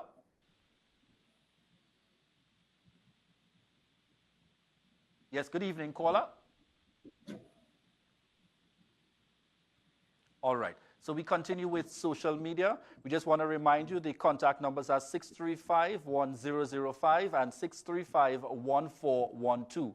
We have a follow-up question here. This is an additional question. If someone survives the disease, would they build natural immunity? They should. The answer is yes. Sorry, go ahead, Dr. Okeke. No, go ahead. Yeah, you. All right, so Dr. Mitchell, it's on you. They should build some measure of immunity against the particular strain that infected them. Keep in mind that with the antigenic drift and shift that is taking place with the emergence of the variants, you have to look at those. Whether or not we end up requiring annual boosters or annual shots like we do with the influenza virus, only time can tell. It is a new virus. So that the research is trying to keep abreast as quickly as it could. Next year, we may require a booster. Those persons who recovered last year, they will be following them up, and by next year, we'll know whether or not they have continued immunity with regard to the disease itself going forward. So it's a matter of time before we can determine for surety. All right. So there's a Yes, follow-up question in that. Yeah. Go ahead. Yeah, Dr. no, I Okeke. just wanted to add that yes, they develop immunity, but the question is, you have sufficient immunity to protect you from reinfection? Because there have been reports of people who have had COVID and gotten reinfected. In fact, a former president of the United States had the COVID, and after a few weeks after the infection, he still went ahead and got the vaccine because there's no guarantee that the infection is going to actually give you the immunity you need to. And there are other strains also coming. So it's even if you've had the infection before, you wait, I think it's 6 months and get the vaccine. All right. So I think we dealt with this, but quick question again, because we have someone posing it. Based on the vaccines that have been used in Trinidad and Tobago, are they effective for all the different COVID-19 variants in the country? Sorry, I didn't hear the question. Based on the vaccines that are being utilized in Trinidad and Tobago, are they effective for all the different COVID-19 variants that we are seeing in the country? How many variants do we have in the country? All right, well, the question just specified in that regard. So I suppose they're talking about the Brazilian as well as what we would have had initially, if the vaccine is effective across the board. The vaccine, as far as I know, the AstraZeneca vaccine, if that's your specific to that, it should give you some level of protection to the ones we are seeing in this part of the hemisphere, but is not known to be effective against the South African strain. The problem is we don't have the capacity to be doing the sequencing of the virus to see what strains we are getting. But it's generally agreed that if you are vaccinated, you'd have some effect against most variants that we know about. All right. Dr. Wheeler, you wanted to add as well? Can I add to that? Yes, go ahead, Dr. Wheeler. Can I add to that?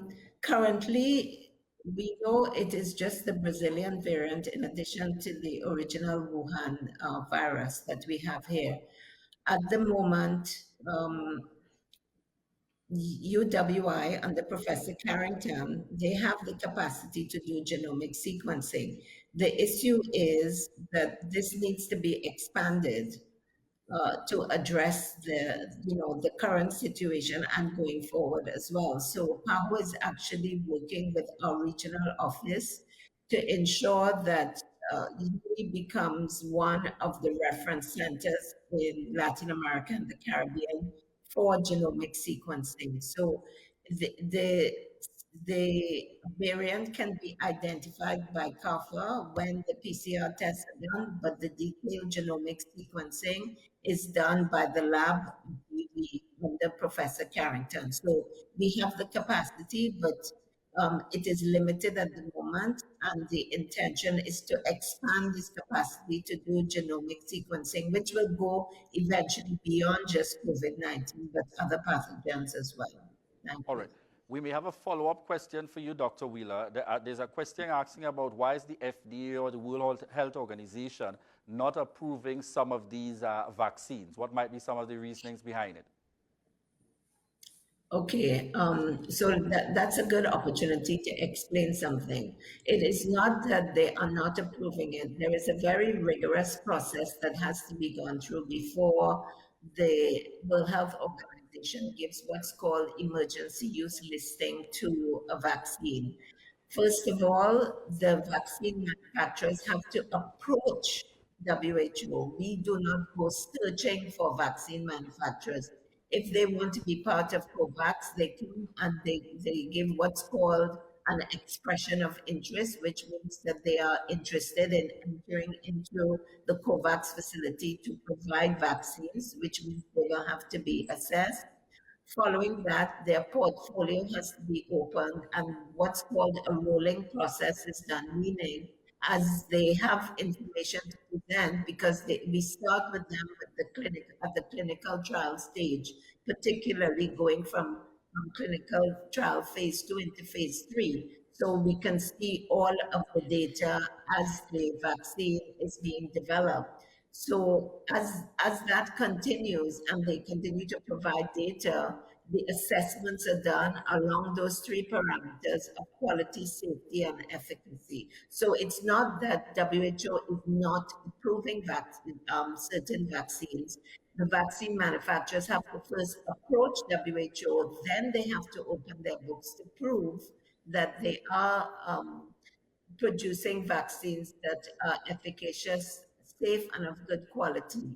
And it is when that process is done, then the vaccine can be given the emergency use listing. So it is a very stringent process. And usually by then, other national agencies like FDA, like the European Medicines Agency, like the UK Medicines Agency have already also done their reviews, and those are taken into consideration. So their books have to be open. WHO does not approve vaccines that they have no information in. Over. All right. Thank you very much, Dr. Wheeler. All right, so we go to another question. Why not consider vaccinating all of the 60,000 residents of Tobago and then use the data for herd community, well, I suppose they're referring in terms of herd immunity attainment, as well as to contain the virus? 60,000 persons on the island would include children. All right, so let me just take Dr. Mitchell first, and then we go with Dr. Okeke. 60,000 persons would include children and pregnant women. And right now they're excluded from that particular cohort. So we cannot attain the full 60,000. And this is a generalized number. So that we looked at about 80% of the population to be vaccinated. And then from that, we want to achieve a minimum, basically, of 36,000. If we achieve 45,000, we will be happy. And we can use that information with regard to herd immunity going forward.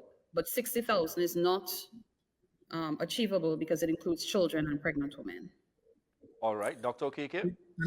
No, well, that was the line of thinking I was going to give, because there are certain people that you can't vaccinate, and even people who at various stages of chemotherapy, you probably wouldn't even want to do that. But let us even assume that there were non-pregnant people in Tobago. Are you going to use the police to drag them to come and get vaccinated? Because the people have to also want to come to get vaccinated. So it's a question, and that's probably why we're having these discussions, because there's been a very high degree of vaccine hesitancy.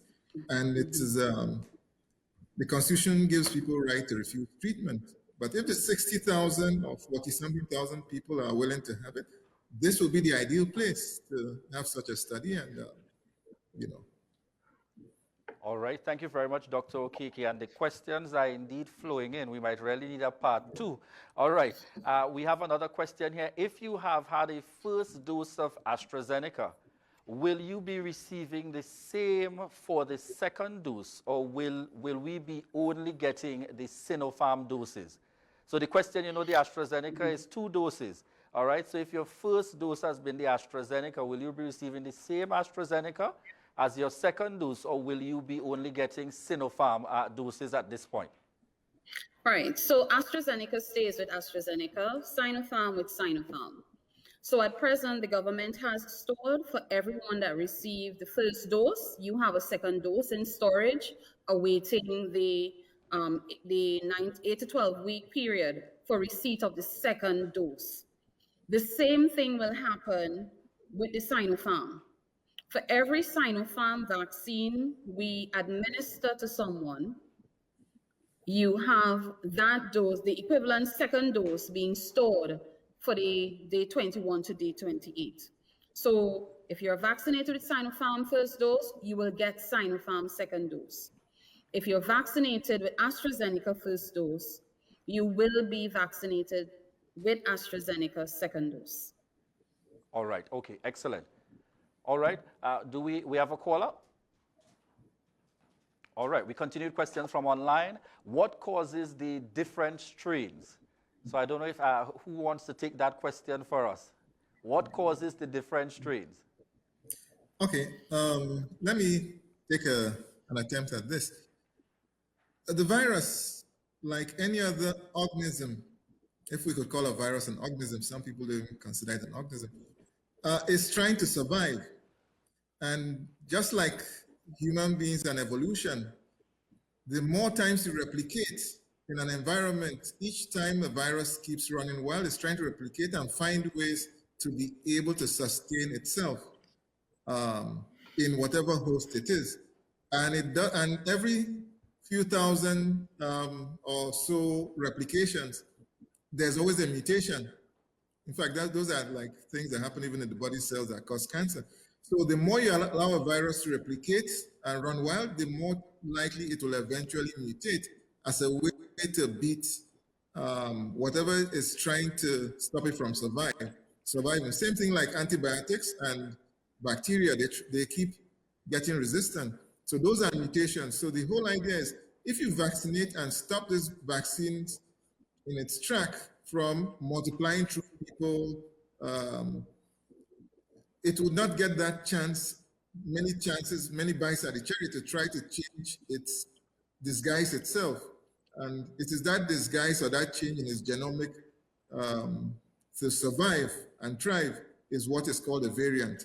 And depending on which country it is noticed to have started, it is called a variant in that country. So that if we don't get ourselves vaccinated and we have wild virus running through that, we may get a variant here that will one day be known as the TNT variant. And if that happens, that may not be good for tourism. So. All right. So we're not looking forward to that at all. All right.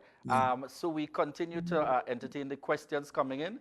To remind a person, 635-1005, 635-1412. Good evening, caller. All right, so we continue via social media. Right, this question, which defense is better? A defense or immunity created by the body after recovery from the virus without having taken the vaccine, or a defense created by the body after taking the vaccine? Is there the body does not know. The body does not know in terms of once it's recovered and it's formed its antibodies, it's formed its memory cells. What triggered it initially? The fact remains that it was triggered. And once it's triggered, the cascading effect and result is immunity. So whether you get it via vaccinations or naturally going through the disease process, your body will build some measure of immunity. What persons have tried to avoid, I know what agencies such as WHO and its previous incarnations have tried to avoid, is the death toll that comes with, in terms of the mass population having to go through a particular disease. I think we are not very comfortable with the number of deaths and infections we have right now. So think back in the days of some of these other contagious diseases that would have wiped out entire populations. All right. Vaccines were developed to help your body safely build resistance to some of these diseases. And I think a lot of persons will prefer to go that route than to get a disease and chance not surviving or having disabilities as a result of going through some of these disease processes. But at the end of the day, your body mounts its immune response and confers you immunity going forward. All right. Question, is type 1 diabetes considered an autoimmune disease? If so, is there any documentation being given for these types of people who cannot take the COVID-19 vaccine? So that's with type 1 diabetes. Type 1 diabetes is diabetes, and diabetics should get their COVID vaccine. Yeah. I'm not this discussion is not to discuss the etiology of diabetes, but there are multiple reasons that could be attributed to type 1 diabetes, of which a previous infection, maybe from mumps, Coxsackie, and those sorts of things. Something would have happened, an insult in early life could have happened. Or some people, let me not get into diabetes, but if you have diabetes, it affects the whole body. And whether it's type 1 or type 2, you're more susceptible to complications from the COVID-19 virus. And therefore, it is generally suggested you get vaccinated. All right. I see we also have joining us on screen just to welcome there with us within the set. That's Dr. Anthony Thompson, again, out of the Office of the County Medical Officer of Health. Caller? Yes, good evening. Caller? Hello, good afternoon. Good afternoon. Yes, go ahead with your question, caller. Yeah, I have one question and one statement. Of all the vaccine available, I was expecting the government to give us a breakdown of those these vaccines are. From what I understand, the AstraZeneca is the least effective with about a 70%, while the Pfizer is about 90%. Why is we don't have the choice to choose what's the best one for the citizen of TNT? And the second question is, someone just posed a question stating that they should vaccinate the people of Tobago and look to see how the herd immunity is affecting us. And I think that's kind of, discriminating against the people of Tobago. I'll hang up and get your answer. All right. So we treat with the follow-up was a statement, but we go to the first part of the question, which speaks to the choice of vaccine.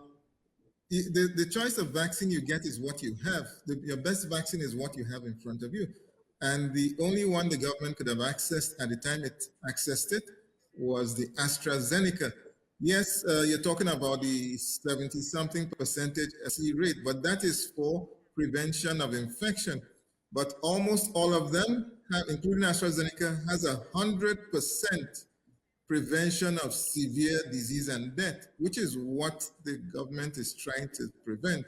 Coffins, people dying, or people going to the hospital to take up valuable hospital beds. And that is for those severe infections that require to be hospitalized and put in ICU. Most of these vaccines are 100% efficacious. The 76%, the 90%, most of the time they want something above 60%. So most of these vaccines have crossed that threshold. And in this case, this was what was available. And you grab it because while you're waiting, your population may just be spreading this thing and even develop mutations.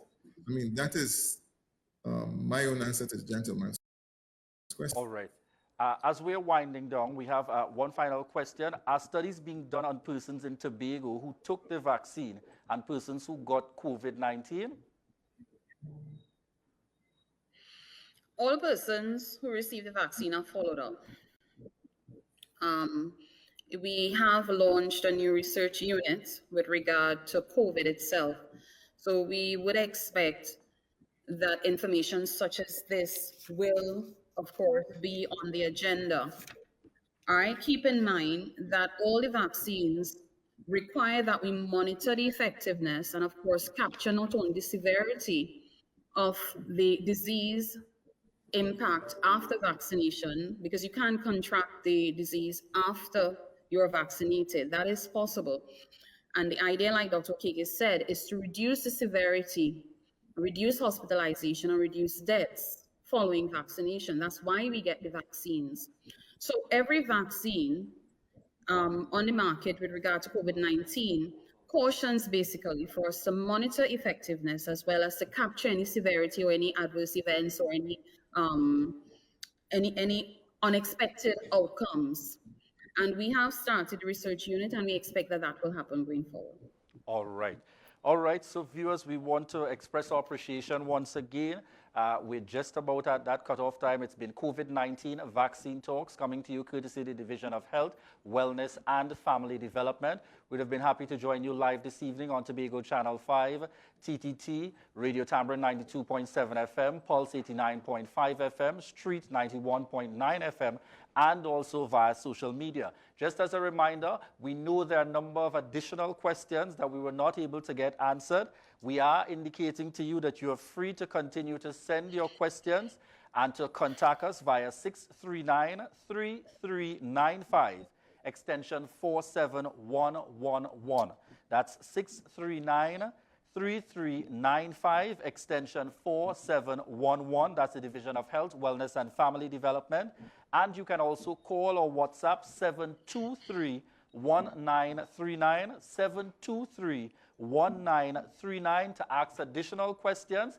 And we will strive as well to provide the answers as a follow-up to the session here that took place this evening. This has been COVID-19 vaccine talks, and we want to express our appreciation to Dr. Wheeler, Dr. Okeke, Dr. Mitchell, and also Dr. Thompson, who joined us from the field. All right. Once again, we thank you for tuning in to COVID-19 talks, vaccine talks, courtesy the Division of Health, Wellness and Family Development in the Tobago House of Assembly. I'm Julian Skeet, and thank you for joining us.